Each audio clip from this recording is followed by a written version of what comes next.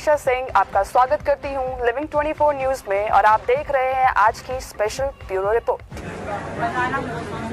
हमारे एक रेजिडेंट को बिना किसी वारंट के उन्हीं के अपने घर से किसी अज्ञात लोगों ने अरेस्ट किया। न ही उनके पास कोई आइडेंटिटी कार्ड था कि वो किस अथॉरिटी से आए हैं। उनकी गाड़ी का नंबर भी यूपी 70 बताया जा रहा है, जैसे कि हमें बताया गया। उस रेजिडेंट को हॉस्पिटल से उनके घर पे उसकी सुरक्षा के लिए भेजा गया, लेकिन स्थिति यहाँ तक आ गई कि उसके घर से भी उसको अरेस्ट कर लिया गया। अब कल से अब तक हमें ना तो उसकी लोकेशन का पता चला है, ना ही हमें उसकी क्या स्थिति है, क्या उसकी हालत है, ना उसका पता चला है। प्रशासन भी अभी तक मौन है, वो भी हमें नहीं बता रहा है कि आपका जो रेजिडेंट है वो सेफ है या नहीं है। हमारी दो डिमांड है कि उस रेजिडेंट को घर पे वापस छोड़ दिया जाए, दूसरा कि जो एफआईआर हुई है उसको कैंसिल कर दिया जाए। जैसे कि पहले भी डीएम ने हमारे रेजिडेंट को उनके बीच में आकर मीटिंग करके आश्वासन दिया था कि हम आपकी सेफ्टी सिक्योरिटी का आश्वासन देते हैं। यूनिलैटरल एफआईआर हो रखी है। हमारी तरफ से जो इंस्टीट्यूशनल एफआईआर होनी थी इन डिफेंस ऑफ रेजिडेंट, कोई एफआईआर नहीं हुई है, जबकि इतने सारे एविडेंस हैं।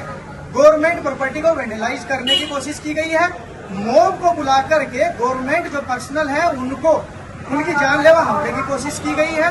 गवर्नमेंट प्रॉपर्टी को डैमेज करने का प्रयास किया गया, प्रयास नहीं किया गया, गवर्नमेंट प्रॉपर्टी डैमेज भी किया गया है।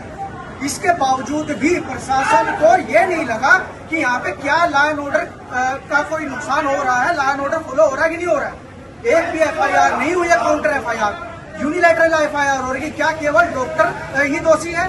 उनका एक्सीडेंट हुआ, नुकसान उनका एक्सीडेंट से हुआ, क्या ये हमारे ऊपर आएगा कि हमने एक्सीडेंट किया है? एक्सीडेंट उनका बाहर हुआ है, यहाँ पे इलाज के लिए आए हैं। जरूरी नहीं है कि हर इलाज एसआरएम में संभव है। उसकी इतनी क्रिटिकल कंडीशन थी और ट्रोमेटिक पैनक्रियाटाइटिस थी, उसकी मोर्टेलिटी बहुत हाई होती है, तो हम कैसे हैंडल कर सकते हैं उसको एकदम से, जबकि उनको एक सही डायरेक्शन दिया गया। उसके बाद एक अलग से मुहिम बनाई जा रही है कि डॉक्टर कातिल है। ये समाज में किस तरीके की मुहिम चल रही है?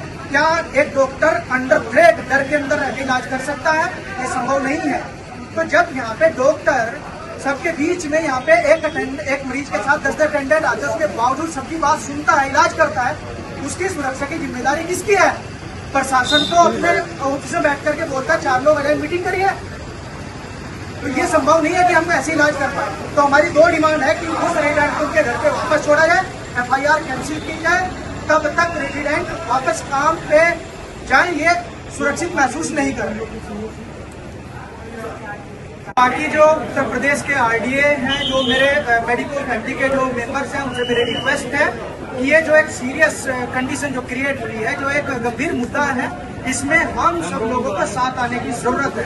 क्योंकि आज अगर हमने इस चीज पे ये समाधान नहीं किया तो ये कंडीशन फ्यूचर में भी क्रिएट होगी, इर्रिस्पेक्टिव ऑफ दैट कि हम नॉन मेडिको हैं, पैरामेडिकल हैं कि हम क्लिनिकल हैं।